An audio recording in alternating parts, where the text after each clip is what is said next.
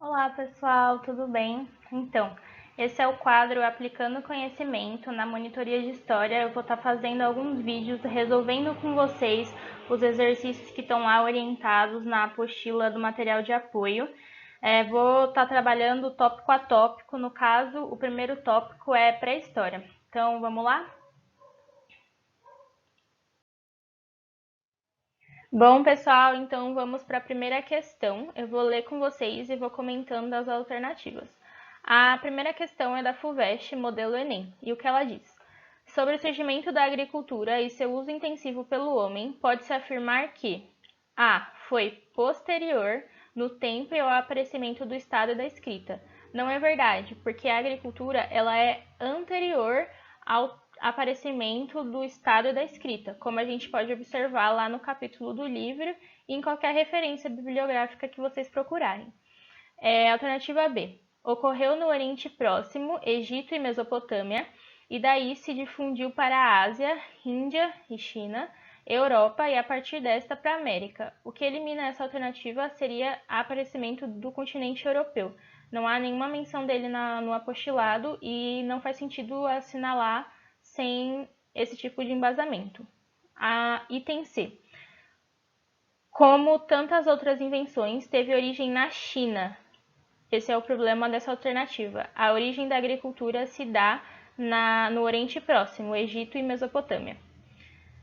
D. Ocorreu em tempos diferentes no Oriente Próximo, na Ásia e na América. Esta está correta. E a E. De todas as invenções fundamentais, como a criação de animais, a metalurgia e o comércio, foi a que menos contribuiu para o ulterior progresso material do homem. Na verdade, essa não foi a que menos contribuiu. O surgimento da agricultura foi essencial para a sedimentação do homem no contexto da pré-história. E só esclarecendo o significado de ulterior, seria o próximo progresso do homem. Então, de todas as invenções fundamentais, como a criação de animais, a metalurgia e o comércio, foi a que menos contribuiu para o próximo progresso material do homem. Não está certa essa aqui também. Então, fechamos como alternativa correta a alternativa D. Vamos então para a questão número 2. É da Federal da Paraíba e o que ela diz. Acerca da divisão entre história e pré-história, é correto afirmar que se trata de um ou uma A. Divisão natural, já que os homens primitivos são selvagens e não merecem a qualificação de históricos por não terem desenvolvido a civilização. Aqui nós temos várias incoerências, eu vou destacar algumas das principais para vocês ficarem espertos, que são divisão natural. Na verdade, a divisão entre história e pré-história é feita por historiadores, então ela não é de maneira natural. E aqui está falando que os selvagens, né, que é uma maneira preconceituosa de se tratar o homem primitivo, que são os homens que vieram antes do Homo sapiens sapiens, que é a nossa espécie atual.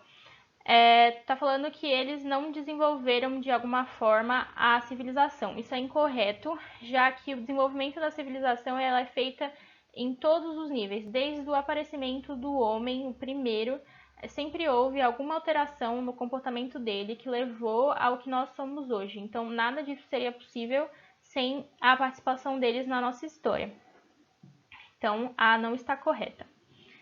B. Processo interno ao conhecimento histórico que, não podendo compreender a sociedade sem escrita, deixa a tarefa para outros cientistas. Na verdade, isso de deixar a tarefa para outros cientistas está errado, já que é justamente dividir a história entre pré-história e história é uma forma que os historiadores entenderam como melhor para otimizar o estudo e entender esses diferentes tipos de comportamento e civilizações. C.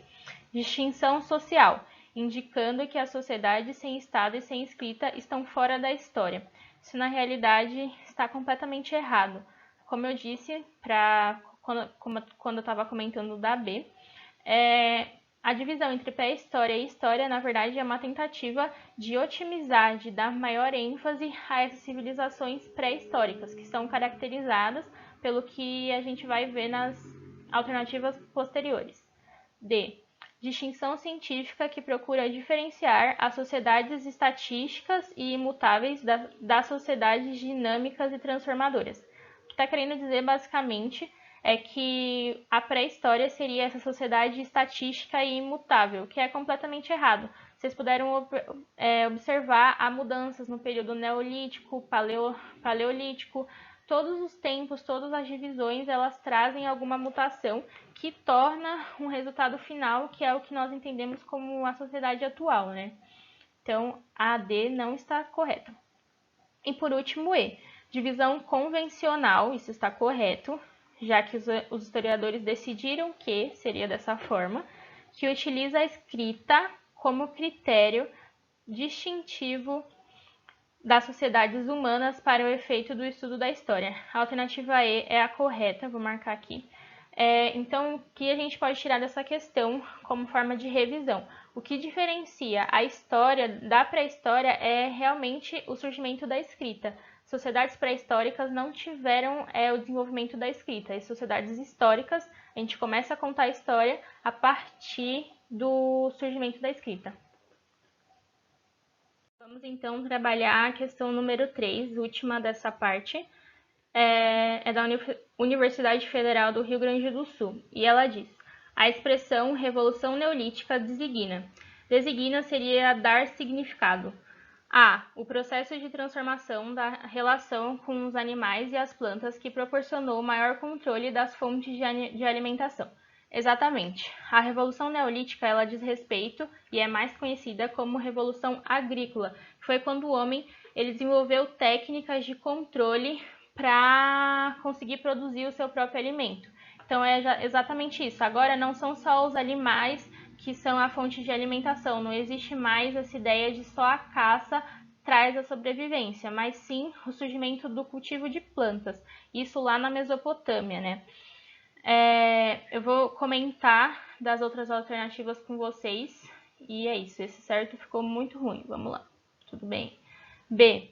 A transformação política resultante da ascensão dos grupos guerreiros nas sociedades agrícolas da Crescente Fértil. Na verdade, não. Na verdade, nem tinha... Não se refere a uma transformação política, é uma transformação social, da maneira que o ser humano se alimenta. Alternativa C. A transformação técnica ocorrida com o desenvolvimento de artefatos da pedra polida. A gente pode até querer associar a neolítica com pedra polida, mas na verdade a técnica desenvolvida não se refere à pedra polida, mas sim à revolução agrícola, ao domínio de técnicas agrícolas. D. As rebeliões camponesas desencadeadas pelo desenvolvimento da sociedade de classe. Na verdade, não, nós não tivemos revoluções camponesas nessa fase, realmente voltado para o domínio das técnicas agrícolas. E a transformação política, de novo, não é uma transformação política. É isso. Bom, pessoal, eu trabalhei com vocês aqui as 3 questões a respeito dessa parte do conteúdo da apostila de vocês. Se vocês tiverem algum feedback, alguma coisa que vocês queiram comentar, vocês têm meu WhatsApp, eu vou deixar o e-mail aqui nas descrições do vídeo. Fiquem à vontade para fazer comentários, para perguntar realmente as coisas. Eu espero que vocês tenham gostado. Vou pedir perdão por algum barulho ali no fundo. Eu estou tentando me adaptar também junto com vocês. E é isso, viu? Até o próximo vídeo. Tchau, tchau!